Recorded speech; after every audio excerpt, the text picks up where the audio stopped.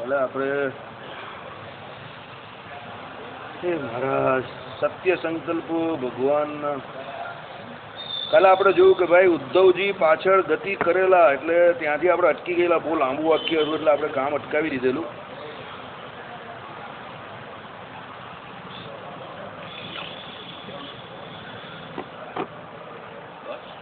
દેવ મનુષ્યાદિથી ન થઈ શકે એવી તીવ્ર તપશ્ચર્યાથી બમણી વૃદ્ધિ પામેલી, એકદમ ઉદય પામેલા અનેક સૂર્યની પ્રભાને સદ્રશ સ્વયં મંગળમય સર્વ દિવ્ય અવયવો માંથી પ્રસરતી આવી કોઈ અનન્ય સામાન્ય અપૂર્વ પ્રભા સ્વર શુક્લ પ્રભાથી પ્રકાશમાન ભગવાનનું રૂપ શ્યામ સુંદર છે, તથાપી પ્રભા એટલે પ્રભા સ્વર શુક્લ જ છે.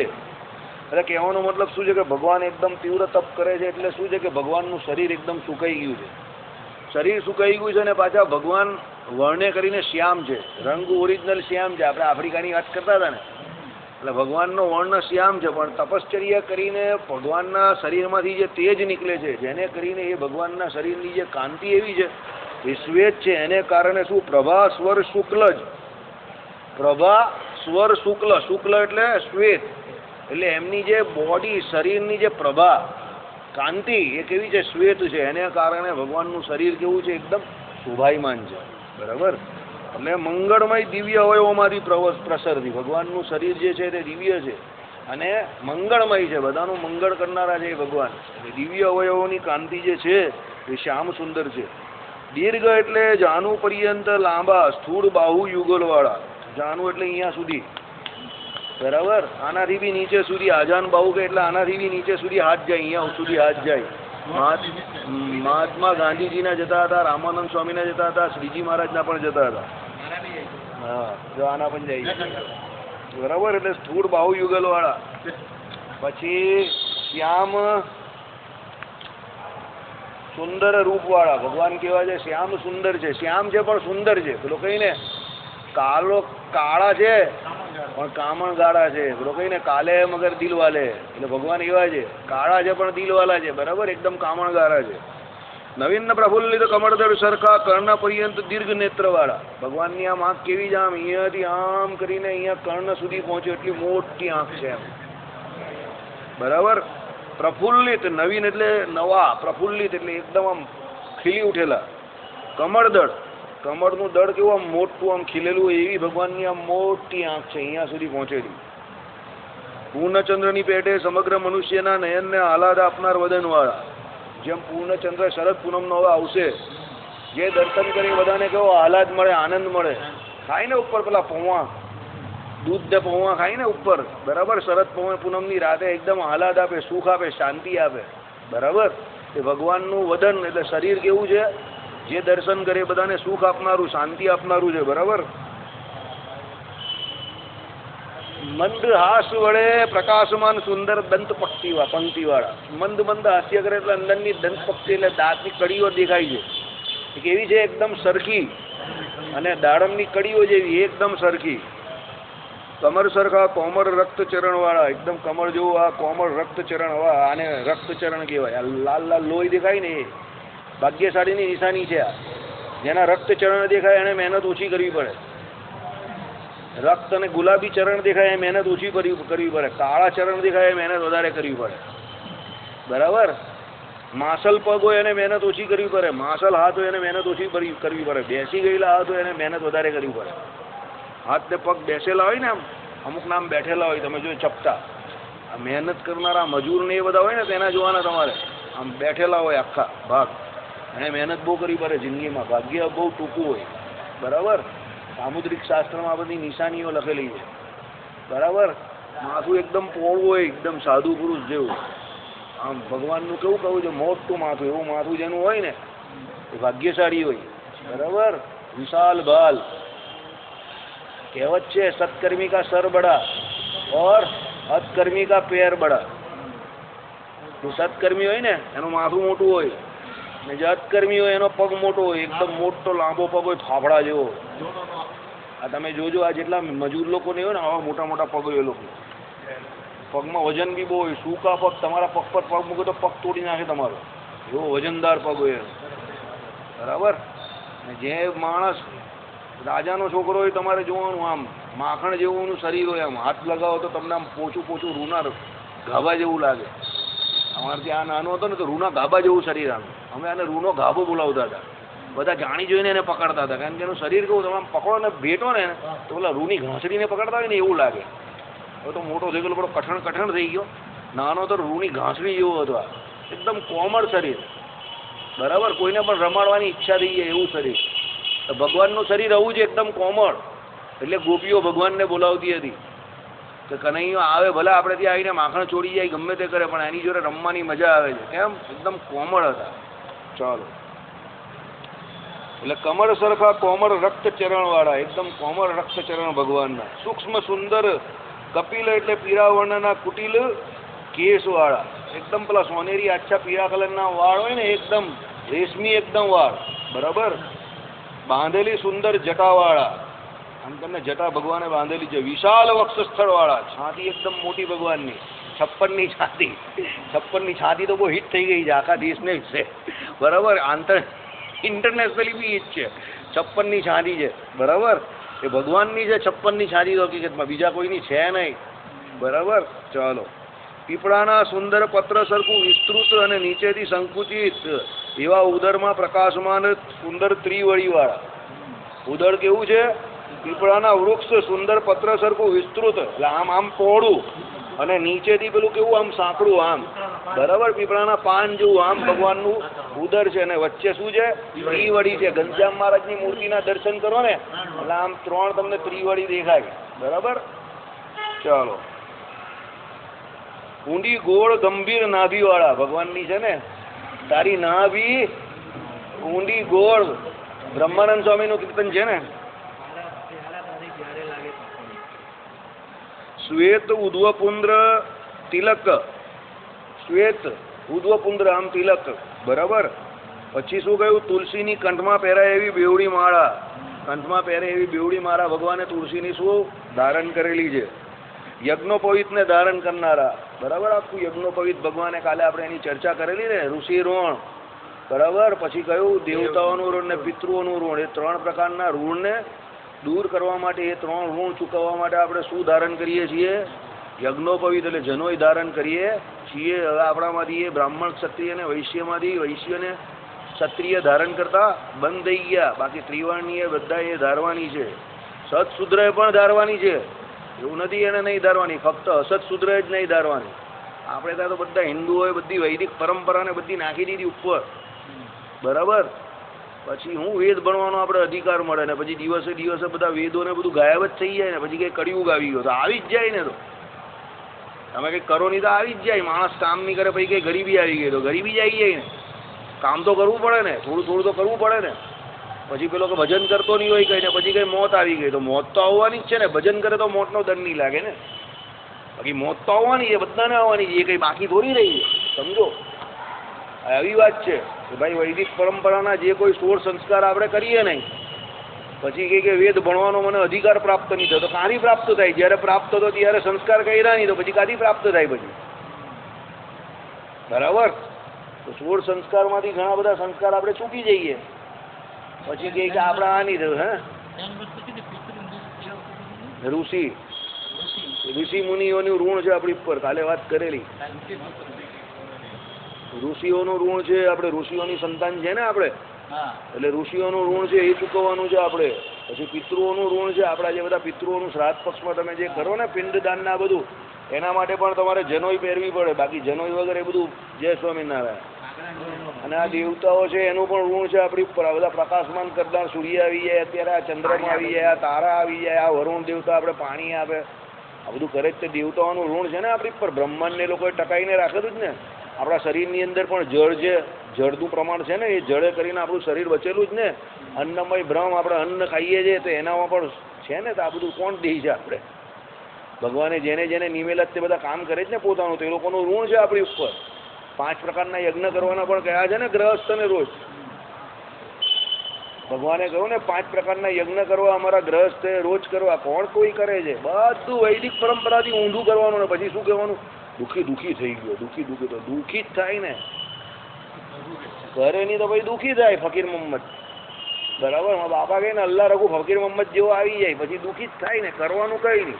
એને કંઈ કરવાનું કહે તો મારી પાસે સમય નથી, મારા બહાના બનાવે. અરે તો પછી કે એમ થોડો તું કંઈ ચોકના મામા જેવી વાત કરે બધી કે આ નહીં થાય ને પેલું નહીં થાય તો પછી થોડો સુખી થાય. ગઈ સુખી થવું હોય તો કંઈ ને કંઈ કરવું પડે ને. નિત્ય કર્મ, નૈમિતિક કર્મ, વિધિ નિષેધ રૂપ શાસ્ત્રોમાં જે ધર્મ કહે ધર્મનું પાલન કરવું પડે તો સહેજે સહેજે સુખી રહી.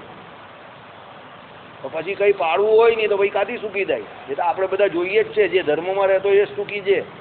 આપણે જ્યાં જો નહીં થોડો ઘણો ધર્મ પાડીએ છીએ. શ્રીજી મહારાજે કહ્યું એ પ્રમાણે મધ્ય માંસ નહીં ખાતા, બરાબર, ડુંગળી લસણ નહીં ખાતા, બહારનું નહીં ખાતા, શાંતિથી ભગવાનનું ભજન કરીએ છીએ, મંદિર આવીએ તો આપણે સુખી છે. બીજા બધાને દુનિયાભરની મંદી લાગે છે. લોકો કેટલા બધા આત્મહત્યા કરી નાખે જો બધા. અરે બધા ક્લાસ 1 ને ક્લાસ 2 ઓફિસરો આત્મહત્યા કરે છે. બધા ચોરી કરતા પકડાઈ જાય ને આમાં આમ થાય ને તેમ થાય ને બધા સ્કેન્ડલમાં ને બધા સમાચાર જો પેપર વાંચો તરત ખબર પડે. કેમ? ધર્મ નિયમ પાડતા નહીં હોય. અરે ઉચ્ચ કુળના હોય છે, બ્રાહ્મણ હોય છે, બધા ભણેલા ગણેલા, તો પણ ભગવાનની આજ્ઞાની બહાર જાય એટલે પછી લફડા થાય ને મરે બધા. સુખ તો ધર્મમાં જ છે. સમજો, ધર્મની અંદર રહીશું તો સુખી રહીશું. રૂપિયા પૈસા ધન દોલત યશ કીર્તિ બાયરી છોકરા આ તો બધું ભાગ્યથી પ્રાપ્ત થાય. આવે ને જાય એવું છે. કોઈ આવત હે કોઈ જાવત હે. બરાબર ને? આગળનું મારે બોલવું નથી.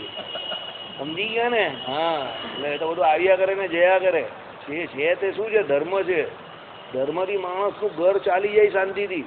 અત્યારે મંદીનો માહોલ છે. 10,000 15,000 વાળાને બહુ તકલીફ પડે કમાતા હોય તો, પણ સત્સંગી હોય તેના રોટલા નીકળી જાય ને ખરાબ સમય ચાલ્યો જાય એનો. બાકી 10-15,000માં જે મોંઘવારીમાં કાં ઘર ચાલે? બધા ભાડા ભરવાનો હોય એટલે બચારાઓને કેટલી તકલીફ હોય તમે જાણીએ ને. ગ્રહસ્થને બહુ તકલીફ છે. બરાબર. આ તો હું સત્સંગી હોય તો સહેજે સહેજે કંઈક દાડા નીકળી જાય ને ઘડીકમાં છોકરા મોટા થાય, છોકરા કમાતા થઈ જાય. આ તે પછી ભજન કર્યું હોય તો થોડું ઘણું કંઈક કામમાં આવે, પ્રભુ કૃપા કરે. તો પછી કંઈ ધર્મ નિયમ પાડતો નહીં હોય ને પછી ભગવાનને બેઠો બેઠો અહીંયા ગાળો આપ્યા કરે. ભગવાન મારી આંબે જોતા નહીં. કાંથી જોઈ? એટલે કંઈ સુકૃત તો જોઈએ ને તારું. કંઈક સેવા બેવા કરવી પડે. અહીંયા આવીને ભગવાન સંબંધી કોઈ ક્રિયા કરતો હોય તો ભગવાન કંઈ ફળ બી આપે. ભગવાન તો છે જ કૃપાળુ. કરવું કંઈ મળે નહીં ને બેઠા બેઠા થોડું કંઈ થાય આ દુનિયામાં. શેઠીઓ બી પગાર આપે, એને બી કામ કરી દેવું પડે તો પગાર આપે. શેઠીઓ એમને પગાર આપે જ કોઈને? તમારા હીરા બજારમાં કોઈ શેઠીઓ એમને પગાર આપે જ? તમને એમના રજા ગઈ તો પગાર કાપી જ નાખ્યો હશે ને? કંઈ પગાર દીધો હે? ઉલટી ખર્ચો થઈ ગયો હોય કેટલો મોટો. એટલે ભાઈ બધે દુનિયામાં એક સિદ્ધાંત પર જ ગાડી ચાલતી હોય. શાંતિથી આપણે આપણું કામ કરવાનું, ભગવાનનું ભજન કરવાનું, ધર્મ નિયમમાં રહેવાનું, અને બને તો લોકોને જે કોઈ હરિભક્ત હોય, મુમુક્ષ હોય એનું સારું કરવું. એને જે કંઈ સેવા આપવાની હોય તે સેવા કરવી. બરાબર. ચાલો. યજ્ઞોપવિતના ધારણ કરનારા સ્પષ્ટ નાડીઓ જેમાં દેખાય છે એવા અવયવો વાળા. ભગવાનની બધી નાડીઓ દેખાતી હતી. આમ તપસ્વી હતા ને એટલે બધી નાડીઓ બધી દેખાતી હતી. પોતે નૈષ્ઠિક રાજ હોવાથી આત્મા મૃતિકોનું, મૃતિકાનું એટલે માટીનું કમંડળું ધારણ કરનારા. કેમ? માટીના કમંડળામાં પેલું ભિક્ષાન દેહી માંગે અને બીજું શું પાણી બાણી ભરવું હોય કંઈ અંદર પાણી લઈ લઈને પેલા એના દ્વારા પેલું કટકો રાખતા હતા ને મહારાજ. હા, ઘરનું જે હોય તે કટકો ઘરનું જે કેવું રહે નળ ઉપર બાંધે. આપણે નળ ઉપર બાંધીએ. બરાબર. પહેલાં શું હતું કે કૂવામાંથી કાઢે ને પેલું. હા, ડંકી અત્યારે તો આવી ગઈ પેલી આમ કરીને. પહેલાં તો ડંકી હતી નહીં ને, કૂવા હતા બધા. એટલે અંદરથી કાઢે પાણી ને પછી એને પેલામાંથી આમ પેલા ઘરનામાંથી બહાર કાઢીને ચોખ્ખું પાણી. અમને જીવાતો ને બધું બહુ હતું ને, આવી રીતે કરતા હતા. એટલે ભગવાન જો આટલી બધી તકલીફ વેઠતા હોય, કમંડળું રાખે ને પેલો કટકો રાખે ને આટલું બધું કરતા હતા. આપણે કયા ખેતના બેગન છે. બરાબર. ખાખરાના વૃક્ષના દંડને ધારણ કરનારા. ખાખરાનું પેલું વૃક્ષ હોય ને એનો પેલો દંડ બનાવે. બરાબર. ઘસીને પેલો આમ દંડ જેવું હોય ને એમ બનાવે એને. ચાલો. એ રીતે દિવ્ય અવયવોની લાવણીયતા વડે અને વર્ણાશ્રમના ચિહ્નો વડે શોભાયમાન. આ ભગવાનના દિવ્ય અવયવોની અને વર્ણાશ્રમના ચિહ્નો કયા? આ બધું કમંડળું ને આ બધું જે બ્રહ્મચારી નૈષ્ઠિક વનની હોય ને એના નિયમ બધા. એટલા ભગવાને જે આપણો દંડ ધારણ કરવો, મૃતિકાનું કમંડળું ને આ બધું શું છે? વર્ણાશ્રમનો ધર્મ. ભગવાન જે વર્ણ અને આશ્રમમાં હતા ને, નૈષ્ઠિક વર્ણિય હતા તે. ભગવાન તો પરમહંસ હતા. આપણે ત્યાં સીધા બ્રહ્મચર્ય આશ્રમમાં જ હતા. બરાબર. ભગવાન કે આ સાધુ નહીં હતા. આ લોકો જે કેસરી વાઘા પહેરાવે છે, ભગવાન કંઈ કેસરી વાઘાવાળા સાધુ નહીં હતા. બરાબર. ભગવાન તો ડાયરેક્ટ નૈષ્ઠિક વર્ણની બ્રહ્મચારી જ હતા. અને ત્યાગાશ્રમની દીક્ષા ભગવાને લીધેલી પરમહંસની દીક્ષા હતી. આપણે ત્યાં પરમહંસની જ દીક્ષા છે. તો ભગવાનના કોઈ જગ્યા પર આપણે ત્યાં કેસરી વાઘાનું વર્ણન નથી આવતું. સમજો. શ્વેત વસ્ત્ર ને આ ને તેને એવું જ પહેરતા હતા. ઠીક છે, કોઈ ભાવથી પહેરાવતો એનો આપણે વિરોધ નથી. ભગવાનને કોઈ કંઈ પણ ધરાવી શકે જેમ. ચલો. પણ એ સારું નહીં લાગે. આવા વસ્ત્ર પહેરાવ્યો ને એમ લાગે.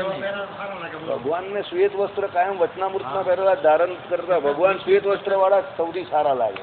એ તો આમ પણ તમને જે કોઈ પણ માણસને જે શોભતો એ જ શોભે. હવે હું તમારી પાસે અહીંયા કંઈ પેલું અજુકતું કંઈ પહેરીને આવી જાઉં તો હું પણ ચેપલી જેવો લાવું.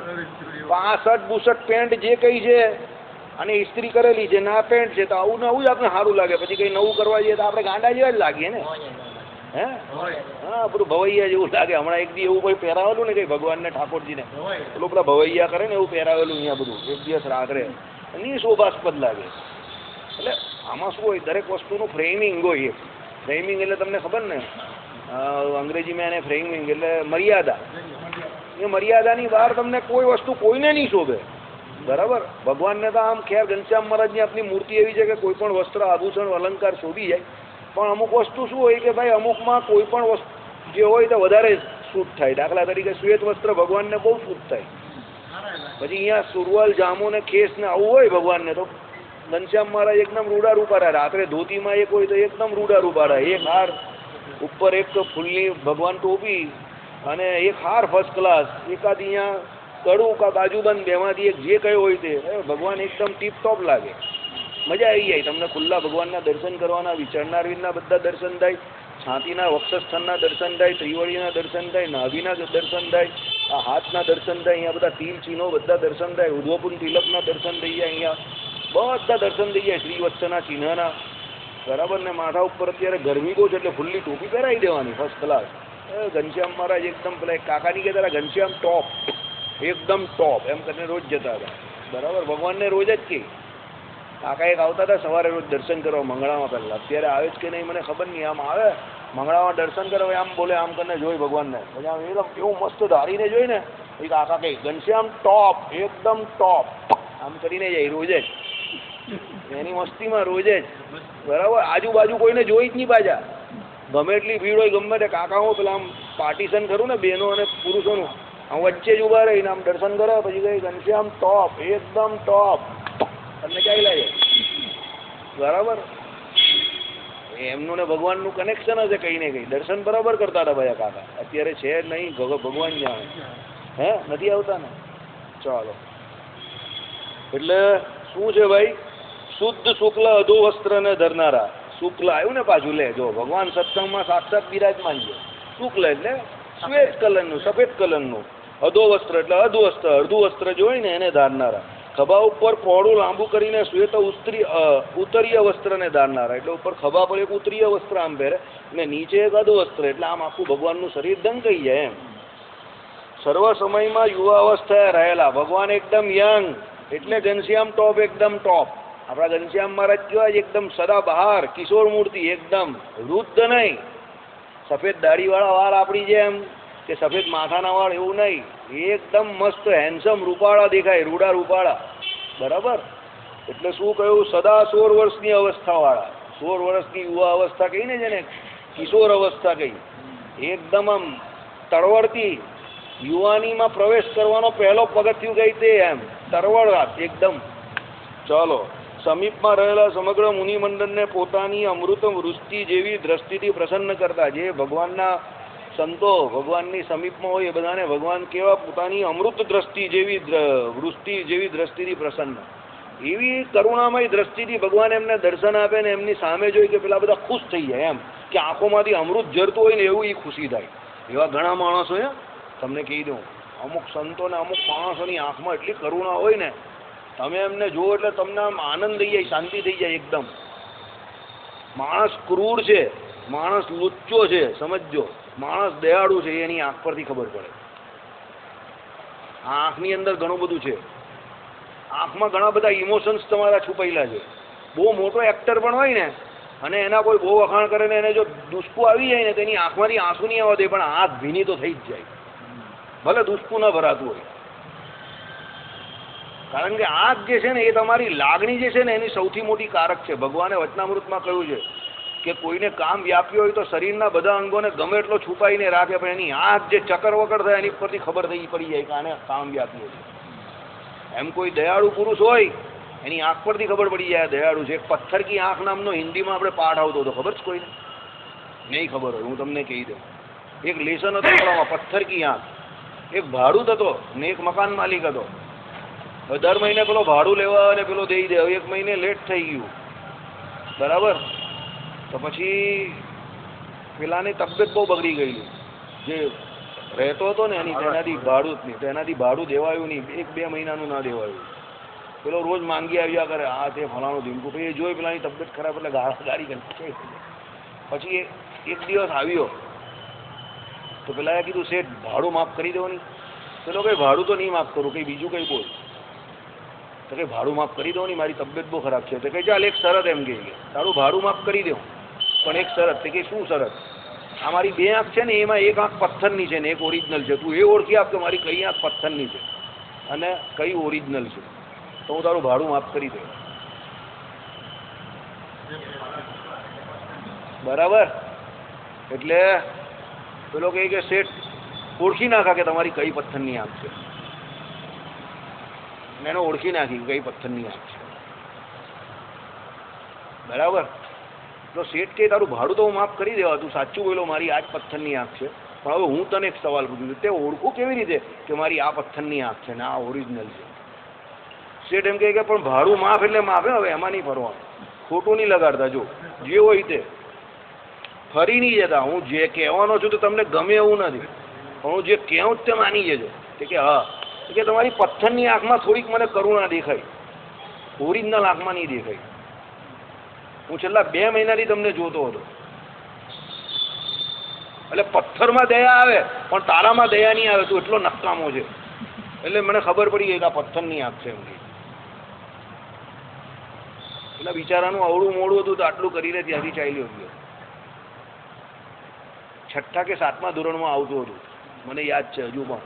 કહેવાની વાત શું છે, આંખ જે છે એ આપણા શરીરના જે કોઈ ભાવ છે એને પ્રકટ કરનારી છે. સમજો? એટલે જે સંતો હોય છે એટલે લખેલું હોય કરુણામય દ્રષ્ટિવાળા. એની દ્રષ્ટિમાં જ કરુણા હોય, તમને ખબર પડી જાય એમ. શાંતિ હોય એકદમ, સુખ હોય, બધાનું ભલું જ ઈચ્છનારા. અને લુચ્ચા માણસ ને તમે એવું લુચ્ચેરી જાય ને અમને હસે આમ એવો ઈશારો એવું કરે. પેલો દુઃખી થતો એટલે આમ ઈશારો કરે, બોલ્યા વગર ઈશારો કરે. એટલે જોની પેલો કામમાં આવી ગયો ને મજા લેતો હોય. બરાબર? આ બધા બોડી લેંગ્વેજ છે. સમજો? માણસને ઓળખવાની બધી રીત છે આ બધી. આમ લુચ્ચેરી કરે ને આમ ખબર પડી જાય. સાધુ પુરુષ હોય ને એ આંખના દોરા કોઈ દિવસ ગમે તેમ નહીં ફેરવે. એની નજર એની સ્થિર વૃત્તિ હોય એકદમ. બરાબર? અને આમાં જે લખ્યું એ પ્રમાણે અમૃતમય દ્રષ્ટિ એટલે શું છે કે બીજા જે કોઈ જોઈ એને એક પ્રકારનો આનંદ આપનારા, સુખ ચેન આપનારા. બરાબર? એટલે આ તો ભગવાન જે પોતે સાક્ષાત અને પાછા સાધુ રૂપે છે તો એમના તો અમૃત ને રોવે જ ને. ચાલો, પોતાના અતિ પ્રિય દર્શનથી અપાર આનંદ એટલે શું છે? પ્રફુલ્લિત નેત્રકમળ અને મુખ કમળ થકી હર્ષના અશ્રુ મિશ્રથી બહાર પ્રવાહ ચલાવતા હોય ને શું એમ વર્તા અને મનોહર મૂર્તિવાળા એવા ભગવાન શ્રી નારાયણ. એટલે ભગવાન શું છે? મુખ કમળ થકી હર્ષના અશ્રુ મિશ્રથી બહાર પ્રવાહ ચલાવતા હોય ને શું એમ. એટલે જે આંખોમાંથી એમ કે આંસુ નીકળે એમ મુખમાંથી ભગવાન આમ હર્ષ જે હસતા હતા તો કેવું અશ્રુ મિશ્રથી બહાર પ્રવાહ ચલાવતા હોય ને શું એમ. હર્ષના આંસુ નીકળતા હોય તમને એવું લાગે એમ. અમુક વખતે પેલો કહી ને કે ભાઈ સુખના આંસુ છે, બરાબર, ખુશીના આંસુ છે, બરાબર, એવી દુઃખીની હસી બી આવે. બરાબર? મારો એક ફ્રેન્ડ હતો તે દુઃખી હતો, બરાબર, પેલો કહી ને સુખના આંસુ છે તો એ ઉલટું બોલતો નથી. એટલે આમાં આવું છે કે ભાઈ હસે તો પણ આંસુ નીકળે. જો ઘણી વખત તમે બહુ જોરમાં હશો ને બહુ ખુશ થઈને તો આંખમાંથી આંસુ આવી જાય.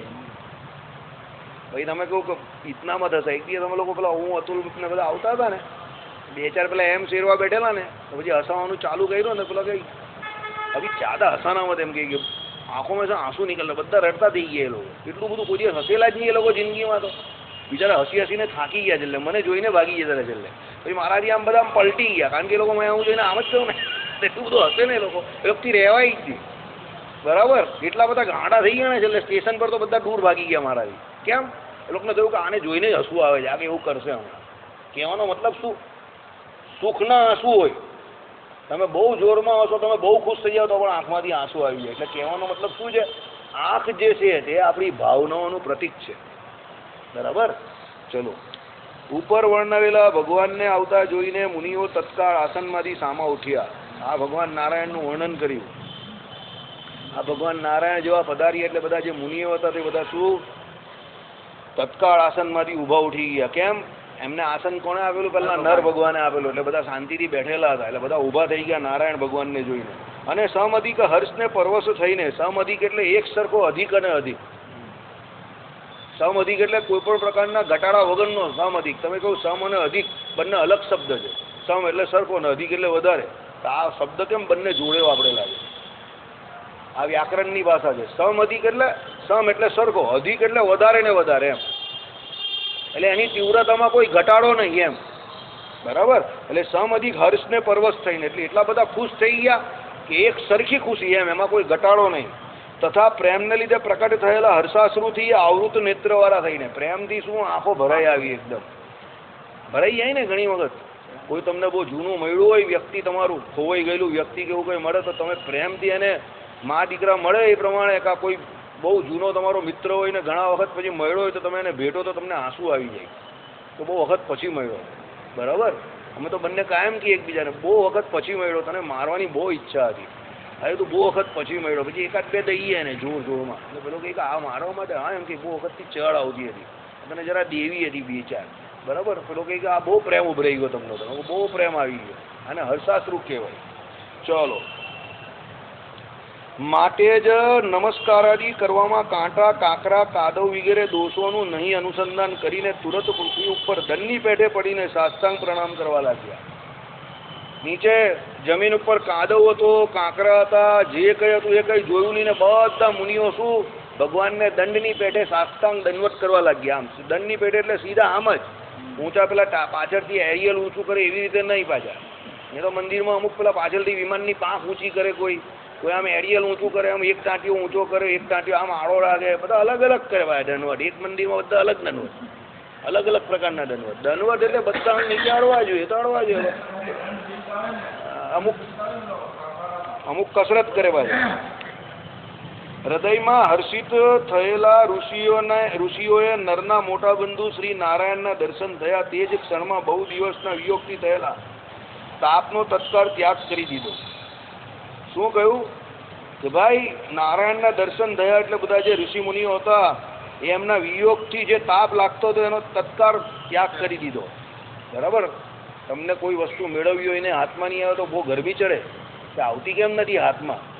કોઈ વસ્તુ વેચવી હોય ને વેચાતી નહીં હોય તો બી બહુ ગરમી ચડે, કાલું વેચાતું નથી, બધું પકડીને વેચવું પડે છે મંદીમાં. બરાબર. તો બહુ ગરમી ચડે તમને મગજમાં. અમુક વખતે રાત્રે ઊંઘમાં પણ જાગી જાવ તમે, કાલું વેચાતું કેમ નથી, કંઈ ગરબડ નથી ને. બરાબર. એટલે આવું બધું ગરમી ચડી જાય ઘણી વખત. બરાબર. ચાલો, એટલે ઋષિઓને આધ્યાત્મથી ત્રિવિધ તાપનો પ્રસંગ ન હતો પરંતુ વિયોગજન્ય હતો. આ લોકોને કઈ આધ્યાત્મ, અધિભૂત અને અધિદેવ એ જે ત્રણ જે તાપ કયા એ તો હતા નહીં, પણ આ તો કયો હતો? ભગવાનનો વિયોગ હતો. હવે હું પાછો પૂછું તમને, આધ્યાત્મ, અધિભૂત ને અધિદેવ એ ત્રણ તાપ કયા? તમને ત્રણ તાપથી તમે બધા આવૃત થઈ જશો કે આણે કા તાપ લગાવ્યો. ખ્યાલ ગમ છે આમ. અધ્યાત્મ એટલે શું, અધિભૂત એટલે શું ને અધિદેવ એટલે શું? ત્રિવિધ તાપનું વર્ણન કર, એક એક કરીને બોલ. અધ્યાત્મ એટલે કયું તાપ, અધિભૂત એટલે કયું, અને અધિદેવ.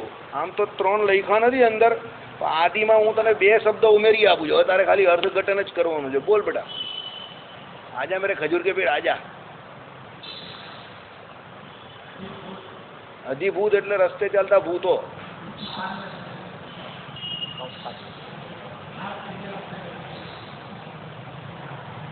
અધિભૂત એટલે તારા માટે ગોપાલ અને સુનિલ. હવે તને હિન્ટ આપી દીધી. ગોપાલ અને સુનિલ તારા માટે અધિભૂત એટલે સમજી જા. હા, તો બારના ભૂત કોણ છે? સીધો જવાબ એકદમ આપેલો છે, એકદમ સીધો જવાબ આપેલો છે. બહારના જે કોઈ ભૂત એટલે શું, બીજા જે કોઈ જીવો તરફથી બહારના તકલીફ પડે છે અધિભૂત. અધ્યાત્મ એટલે કયું?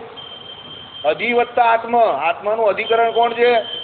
ઇન્દ્રિયો, શરીર આખું આપણું. આ એટલે આપણું જે શારીરિક જે તકલીફ છે તે, અને અધિદેવ એટલે કોની તકલીફ? દેવતા સંબંધી જે કોઈ આવે તે. એટલે અધ્યાત્મ, અધિભૂત અને અધિદેવ આ 3 પ્રકારની ઉપાધિ જે કહી તે, એનાથી આ લોકો આવૃત ન હતા. કોણ? ઋષિ મુનિઓ. પણ ભગવાન મળતા નહીં હતા ને, એ વિયોગ સતાવતો હતો. બરાબર. ચાલો, આવા તાપની શાંતિમાં સંશ્લેષ સિવાય બીજા સાધનની અપેક્ષા નથી. હવે આવા તાપથી મુક્તિ ક્યારે મળે? સંશ્લેષ થાય એટલે સંગ થાય, એટલે ભેટો થાય. બરાબર. એટલે જ્યારે જેની જરૂર હોય એ તમને મળે નહીં તો પછી દુનિયામાં બીજું ગમે તે મળે, એનાથી તમને સુખ થાય જ નહીં. એ જે મળે એનાથી જ તમને સુખ થાય. બરાબર. એ કરીએ વાત હમણાં છેલ્લી 2 મિનિટમાં. તમે આમ જરા આ બાજુ આવી જજો ને, અહીંયા આવી જાઓ ને. આવા તાપની શાંતિમાં જેમ કુમુદની એટલે પોયણીઓ પૂર્ણચંદ્રના દર્શનથી ચંદ્ર વિયોગના તાપને ત્યાગ કરે છે. કુમુદિનીને પૂર્ણચંદ્રના દર્શન સિવાય બીજું વિકાસનું કારણ નથી, અર્થાત જોઈને જ તૃપ્ત થાય છે. તેમ મુનિઓ જોઈને જ તૃપ્ત થયા. હવે શું અહીંયા ઉદાહરણ આપ્યું? જે પોયણીઓ છે, કુમુદની એટલે નાના નાના પેલા કમળના પેલા એ હોય ને, એકદમ નાના નાના કમળો. બરાબર. પૂર્ણચંદ્રના દર્શનથી, જ્યાં સુધી પૂર્ણચંદ્રના દર્શન નહીં થાય ત્યાં સુધી એના વિયોગે કરીને તપ્યા કરે એકદમ. પણ જેવા એનો સંશ્લેષ થાય પછી તૃપ્ત થઈ જાય. એટલે મુનિઓ ભગવાનને જોઈને જ તૃપ્ત થયા. તે સમયમાં સર્વે મુનિઓ પ્રભુ શ્રી નારાયણને લોચન વડે આદરથી પાન કરી જતા હોય ને શું, મુખ વડે ચાટતા હોય ને શું, અને બાહુ વડે આલિંગન કરતા હોય ને શું, એમ તે અવસરમાં નર મુનિ મુખ્ય જેમાં છે એવા તન્વાદી મુનિઓએ જોયા, અર્થાત સર્વે અંગથી અનુભવ કરવા લાગ્યા. કહેવાનો મતલબ એવો છે કે એક બાજુ નર મુનિ અને બીજા બધા સાધુ પુરુષો, બધા મુનિઓ છે, અને એક બાજુ નારાયણ ભગવાન છે. તો નર મુનિ અને એમની જોડે જેટલા પણ આ મરીચ્યાદિક ઋષિ મુનિઓ છે તે પેલા ભગવાનને એવી રીતે જોઈ છે, એવી દ્રષ્ટિથી કે પેલું કોઈ બિલાડીનું બચ્ચું હોય ને એને પેલું બિલાડી પેલી ચાટતી હોય એ પ્રમાણે. બરાબર. અંગે અંગ નિરખે છે ભગવાનના. એટલા બધા ભગવાનને જોઈને ભાવ વિભોર થઈ ગયા. બરાબર. વાત્સળિયા જે માતાને દીકરા વચ્ચે જે વત્સળતા જે કહેવાય ને, એવો પ્રેમ દેખાવા માંડ્યો એમની અંદર કે ભાઈ ભગવાન ભક્ત વત્સળ છે એ તો સાંભળું, પણ ભગવાનના ભક્તો છે એ પણ ભગવાન વત્સળ છે. એમને ભગવાનમાં એટલું હેત છે. એટલે ભગવાનને જોઈને એ લોકો પણ કેવા થઈ ગયા? એકદમ ભાવ વિભોર થઈ ગયા. તે પછી માન આપનારા ભગવાન શ્રી નારાયણ પ્રણામ કરતા મુનિઓને પોતાનું આલિંગન, કરસ્પર્શ, સંભાષણ, મંદહાસ, દર્શનાદિક વડે યથાયોગ્ય સન્માન કરીને એ જ બદ્રી વૃક્ષની નીચે રહેલી પાથરેલા દર્ભાસનવાળી વેદિકા ઉપર વિરાજમાન થયા. ભગવાને શું કર્યું પછી? નારાયણને જે મુનિઓ હતા તેમને પોતાનું આલિંગન એટલે ભેટ્યા બધાને. પછી શું? કરસ્પર્શ. કરસ્પર્શ એટલે ખબર ને, હાથનો સ્પર્શ એટલે આમ કરીને આપણે જય સ્વામિનારાયણ કરીએ ને એવી રીતે ને સ્પર્શ પણ કરવા દીધો. ઘણા સ્પર્શ પણ કરે ને આમ હાથથી ભગવાનને, એ પ્રમાણે. સંભાષણ એટલે વાતચીત કરવી તે. ઘણા મંદહાસ, ભગવાન હસ્યા. બધાને આપણે આમ સામે મળે તો હસીએ નહીં, કેમ છે? આપણે તો મારવો ને ગોપાલ મળીએ ને, કેમ છે? આજે મળ્યો, કાલે મળતો નહીં, બહુ નકતામાં છે તો તારું મોઢું મને જરા પણ જોવાનું ગમતો નથી, એમ કરીને પાછા હસીએ ને એવી રીતે.